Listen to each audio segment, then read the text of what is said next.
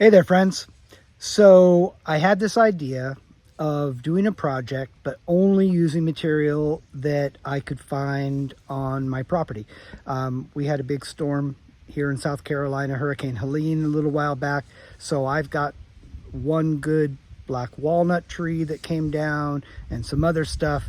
And anyway, we're going to try to source all this stuff together and do something. And I don't know how it's going to turn out, but it'll be entertaining at the very least. Stay tuned. Here we go. So these are pine burls. They are all over the place. We had a bunch of dead pine trees come down during the storm, and the dead branches were littered with these. When you cut them open, they're just beautiful. So I really wanted to do something with these. So what I decided to do was take one of the black walnut limbs. I kind of cut some cookies and put them on the bottom of this bowl form. And the idea was to put these pine burls all around the outside. So when this was turned into a bowl, inside and out, you would see the beauty of these really cool and very common pine burls. So that's what I did.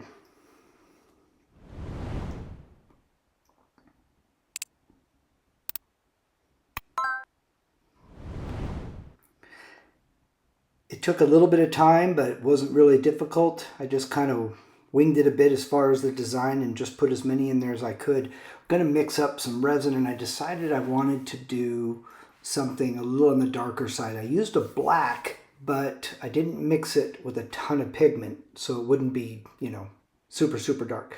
By the way, I did mix it much more than what you just saw.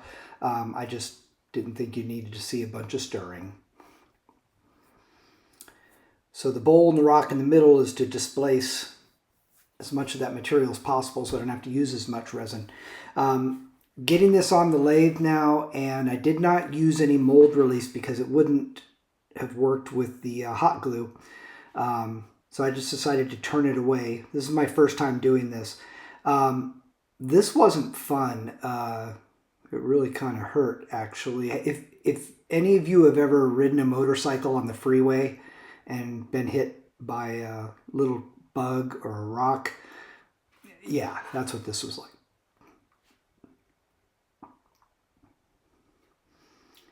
So I couldn't get rid of that darn exterior bowl fast enough, and but once I did, I was able just to kind of focus on exposing the black walnut cookies and, of course, the pine burls. And it was really kind of coming along fun and really nice, and it was fun the whole way, just watching these become more and more obvious and exposed. Needed to get a nice tenon on the bottom so we could turn this around and put it in the chuck. But I also wanted to be conscious of not going in too far and far enough. Again, just stopping and checking, making sure that I could see the features that I had placed in the original form.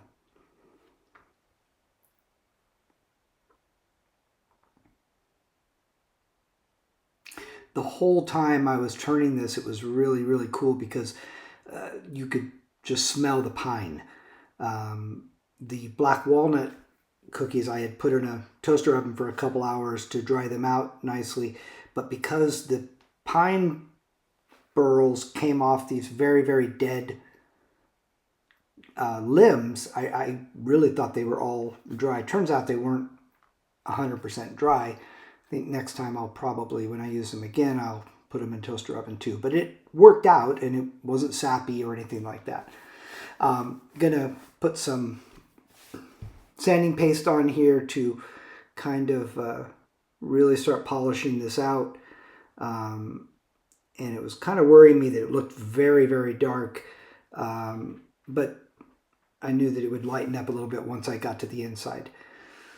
So turning this around, again, lots of fun getting that, turning away that inside bowl, because I chipped away as much as I could, but it just, had to be turned away ultimately.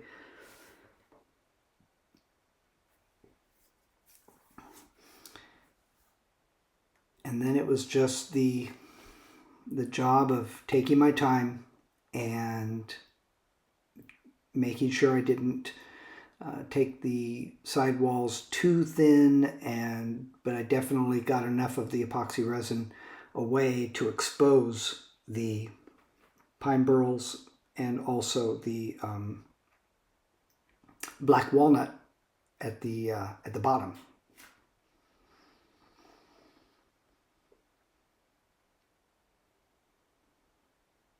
Really glad that I went and put those in the toaster oven, the black walnut, because they definitely needed to be dried out a bit more.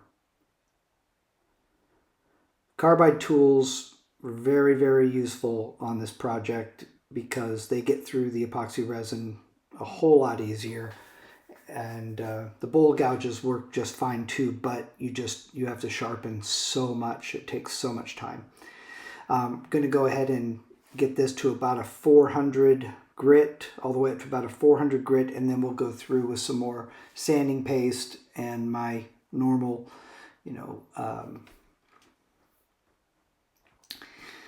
Scotch pads and steel wool process.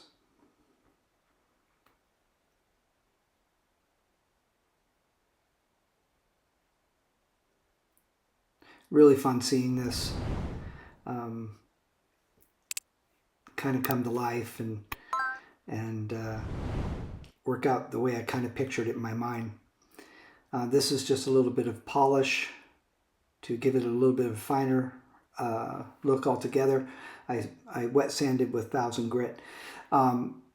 Thank you everybody for watching. Please leave your comments below. I really love hearing the suggestions and how this could have been maybe different. I don't take any of that poorly, so please offer them up. And thank you again for watching, and I will see you next time.